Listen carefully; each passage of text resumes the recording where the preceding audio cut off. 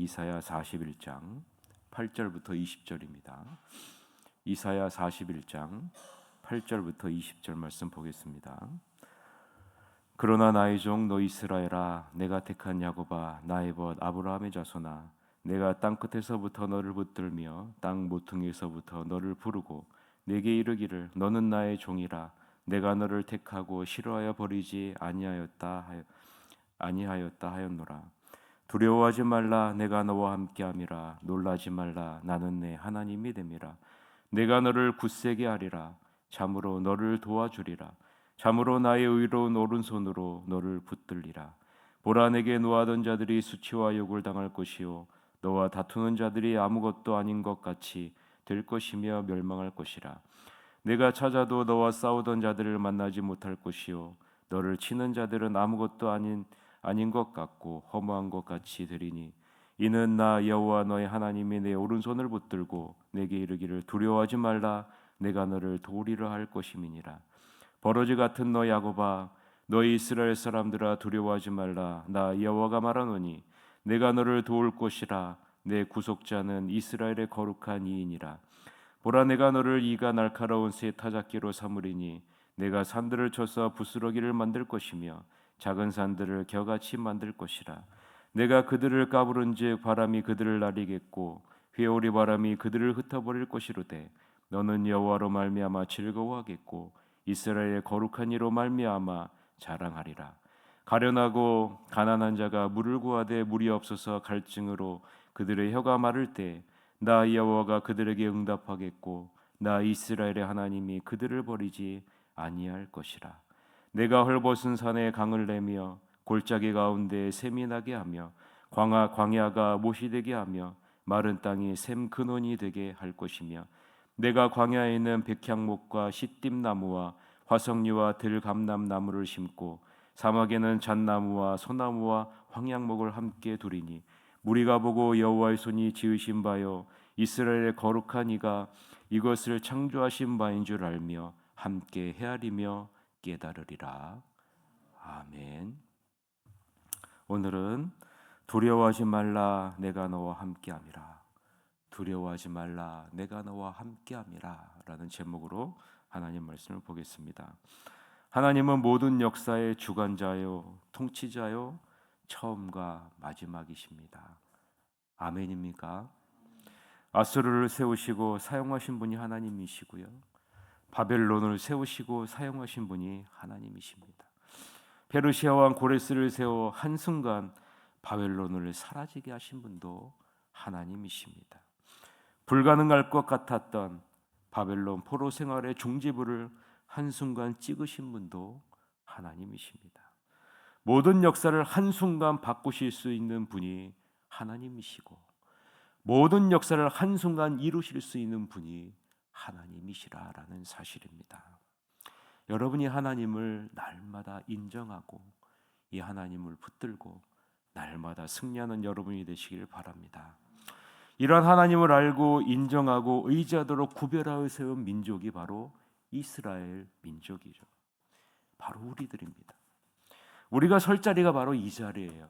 이 하나님을 인정하고요, 이 하나님을 의지하고요, 이 하나님을 따라가도록 부르심을 받은 자들, 이 자리가 우리가 설 자리입니다. 세상 사람들은 눈에 보이는 것이 전부인 것으로 생각하고요, 그것을 추구하고 그것을 의지하고 그것을 따라갑니다. 그러나 하나님의 자녀는 눈에 보이는 것을 주관하시는 하나님에 대한 의식을 갖고 그 하나님을 인정하고 그 하나님을 의지하고 그 하나님을 따라가는 존재입니다. 우리가 설 이 자리를 떠나면 하나님은 우리가 설 자리가 어디인지를 이 세상에 있는 것들을 통해서 보여주세요. 혹은 자연재해를 통해서도 보여주시죠. 하나님은 느부갓네살 왕이 바벨론의 느부갓네살 왕을 그렇게 사용하셨고요, 페르시아 왕 고레스를 하나님은 그렇게 사용하셨습니다. 그럼에도 변치 않는 것은 하나님은 우리를 여전히 사랑의 대상으로 여겨주신다는 거예요. 우리가 비록 우리가 설 자리에 있지 않다 할지라도 하나님은 여전히 우리를 사랑의 대상으로 여겨주신다라는 사실입니다. 오늘 본문 8절을 보세요. 이 세상은 하나님을 인정하지 않고 하나님이 하시는 일에 한 마음으로 대적하고 있지만 하나님은 여전히 우리를 나의 종으로, 하나님이 택한 벗으로, 하나님의 자녀로 인정하고 계신다라는 사실을 발견할 수 있지 않습니까? 오늘 8절 9절 본문 같이 한번 읽어봅시다. 8절 9절. 그러나 나의 종 너 이스라엘아, 내가 택한 야곱아, 나의 벗 아브라함의 자손아, 내가 땅 끝에서부터 너를 붙들며 땅 모퉁이에서부터 너를 부르고 내게 이르기를 너는 나의 종이라, 내가 너를 택하고 싫어하여 버리지 아니하였다 하였노라라고 말하죠.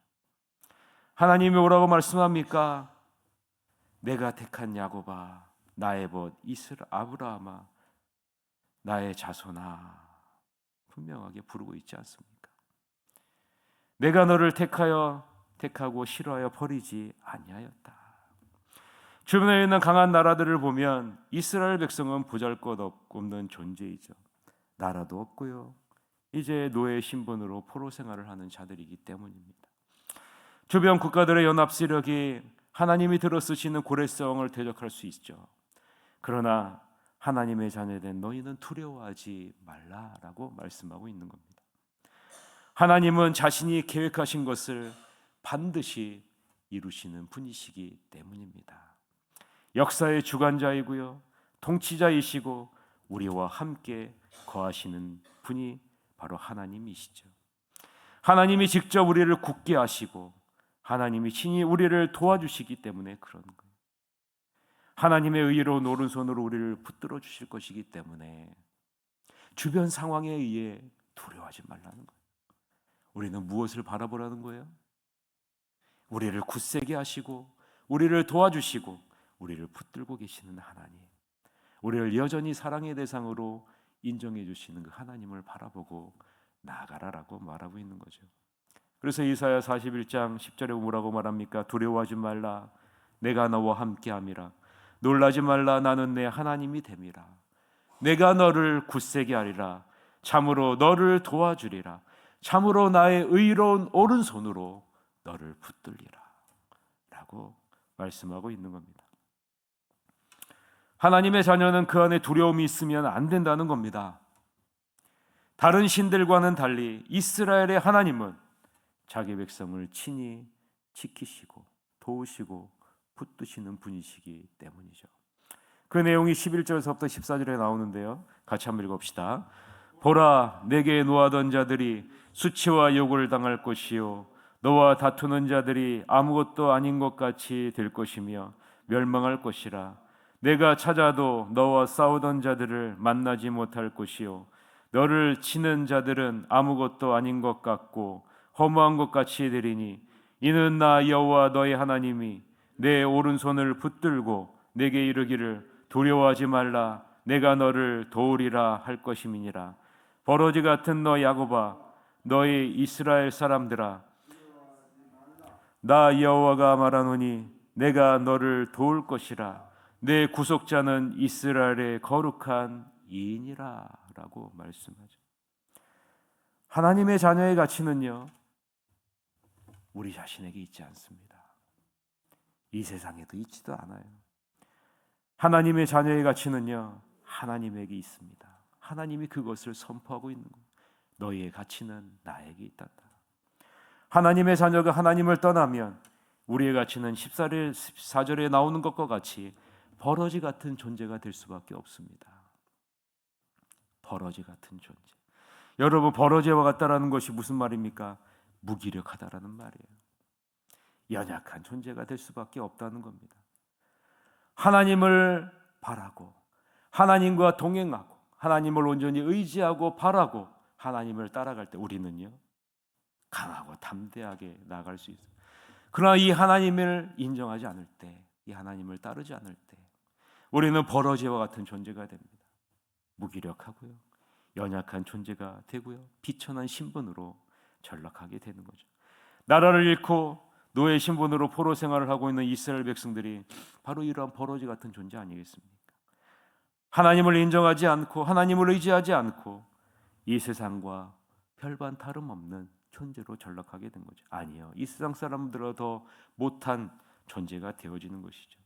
하나님은 이러한 버러지 같은 이스라엘 백성들을 향해 뭐라고 얘기합니까? 두려워하지 말라. 두려워하지 말라. 내가 너를 도우리라. 14절 하반절에 뭐라고 다시 강조합니까? 내가 너를 도울 것이라. 어떻게 도우실 것입니까? 15절서부터 20절인데요. 같이 한번 읽읍시다. 보라, 내가 너를 이가 날카로운 새 타작기로 삼으리니 내가 산들을 쳐서 부스러기를 만들 것이며 작은 산들을 겨같이 만들 것이라. 내가 그것을 까부른즉 바람이 그들을 날리겠고 회오리 바람이 그들을 흩어버릴 것이로되 너는 여호와로 말미암아 즐거워하겠고 이스라엘의 거룩한 이로 말미암아 자랑하리라. 가련하고 가난한 자가 물을 구하되 물이 없어서 갈증으로 그들의 혀가 마를 때에 나 여호와가 그들에게 응답하겠고 나 이스라엘의 하나님이 그들을 버리지 아니할 것이라. 내가 헐벗은 산에 강을 내며 골짜기 가운데 샘이 나게 하며 광야가 못이 되게 하며 마른 땅이 샘 근원이 되게 할 것이며 내가 광야에는 백향목과 시띠나무와 화석류와 들감남 나무를 심고 사막에는 잣나무와 소나무와 황양목을 함께 두리니 무리가 보고 여호와의 손이 지으신 바요 이스라엘의 거룩한 이가 이것을 창조하신 바인 줄 알며 함께 헤아리며 깨달으리라 라고 말하죠. 여러분 한번 보세요. 제대로 된 군사 하나 없던 이스라엘 백성들을 타작기로 삼아 가나안 족속을 정복하게 하신 것이 역사에 기록되어져 있지 않습니까? 하나님이 페르시아 왕 고레스를 들어서 하나님의 자연을 지배하는 바벨론의 생명력을 한순간에 꺼지게 할 것이다 라는 사실을 지금 말씀하고 있는 것 아니겠어요? 사랑하는 성도 여러분, 18절 19절에 나오는 헐벗은 산, 골짜기, 광야, 마른 땅, 사막, 이 모든 것이 상징하는 것이 무엇일까요? 공통점이 무엇입니까? 절망적인 상황이에요. 우리는 하나님이 우리가 서야 될 자리, 하나님을 의지하고 하나님을 온전히 바라보고 하나님을 따르지 않으면 우리는요 이러한 절망적인 환경 가운데 놓일 수밖에 없는 거죠. 그럼에도 불구하고 하나님 뭐라고 얘기합니까? 두려워하지 말라. 내가 너를 도와주리라. 내가 너를 사랑의 대상으로 여전히 삼고 있단다 라고 말하고 있는 거죠. 그리고 뭐라고 얘기합니까? 물과 그늘을 넉넉하게 공급하리라 라고 말하고 있는 거죠. 어려운 환경을요 바꿔주겠다라고 말하고 있는 겁니다. 모든 상황과 판도를 한순간 바꿀 수 있는 분이 하나님이시라라고 말하고 있는 거예요. 내가 바꾸리라. 내가 너를 도와주리라. 내가 너를 굳세게 하리라. 내가 너를 붙들리라 라고 말씀하고 있는 겁니다.